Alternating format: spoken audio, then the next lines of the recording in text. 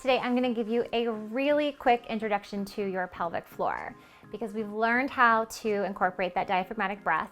We're eventually going to get into that full core breathing belly pump, but the second step in this combo is learning how to properly activate your pelvic floor. I just want to preface this all by saying I'm not a pelvic floor PT or OT, and I always recommend that you seek one out and you have an appointment during pregnancy and postpartum just to get a lay of the land, see what's going on in your pelvic floor, and I promise you the experience is mind-blowing. But here we're going to talk about how to properly activate your pelvic floor, or Kegel. So Kegels get a bad rap, and it's because most of us are not taught to Kegel properly. We're usually told the cue, stop the flow of urine, in order to do a Kegel. And that's only this front section of your pelvic floor. In order to do a proper pelvic floor activation, you want to think about all of these muscles that line the bowl of the pelvis. So I'm going to take you through 3 areas of the pelvic floor for you to check in, practice an activation, practice a release, get a sense of which areas of the pelvic floor feel the strongest, what feels a little weak, and that's going to give you some better direction when you head into those pelvic floor activations to know exactly where you should be cueing, activating to do a proper Kegel or pelvic floor lift. So first step is to use that cue that we've been taught, stop the flow of urine. So if you just think of that front section of the pelvic floor, I want you to exhale. Imagine that you're stopping the flow of urine, and as you inhale, release that muscle activation, put it down. Good. The important thing about a pelvic floor activation or a Kegel is to make sure that you're going through that full range of muscle contraction and release. So it's not just turning that muscle on and then pulsing it on, even tighter. You have to make sure that you turn it on and then you turn it off. The on happens on your exhale. That's that pelvic floor lift. And the off happens on your inhale. Now what we just learned about the diaphragm's taking this motion in the body. Your pelvic floor is a mirror, or they're a bookend. So as you breathe in, that diaphragm moves down, your pelvic floor relaxes. As you breathe out, your pelvic floor lifts, the diaphragm pushes the air back out of the body again. So sticking with that front section, stopping the flow of urine, exhale. Inhale, feel it release. Now you're just going to take a mental note on, were you able to feel on and off? Does it feel strong? Does it feel weak? Then you're going to travel to the back end, the muscles around the anus.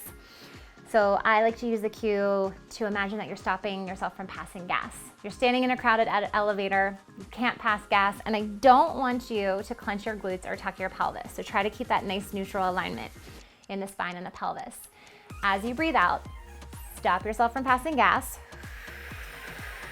As you breathe in, try to turn that muscle activation off. Now this one gets a little harder for some people because they like to go into that back end pelvic floor activation with a tuck, and that's just a sign that those muscles are a little weak and the rest of your body's trying to compensate to get them turned on. So see if you can think of closing the anus first and then drawing up to the center of the body. And then as you inhale, put it down and open. Take that one more time. Exhale, close and lift. Stop yourself from passing gas. Inhale, release. Then you're gonna go back and think about that front section that you did. Does that back section feel stronger, weaker, or about the same? Middle section. So the section through the vagina, I want you to think of closing and lifting on your exhale, and then releasing and relaxing on your inhale. So take that again. Exhale, close and lift. Right up through the center. Inhale and release. Take that one more time. Exhale, close and lift. Inhale, release. Now think about that front section, think about that back section. Compare what feels the strongest, what feels the weakest. That's where you're going to initiate your cueing. So if you felt a little weaker in the back end, you're still gonna try to take that full pelvic floor activation as you breathe out, but you're gonna put your brain in the back end first to see if we can get those back muscles to fire and start to coordinate in combination with all of those sections.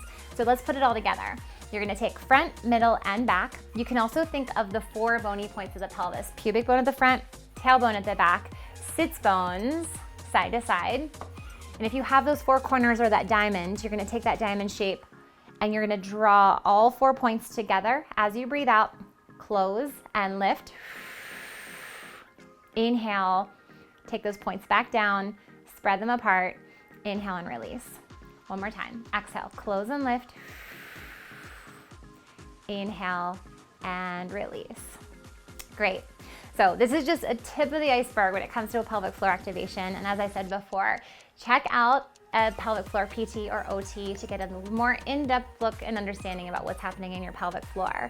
But this is a great start. And now that you've got that pelvic floor turned on, we're gonna move on to your full core breathing belly pump.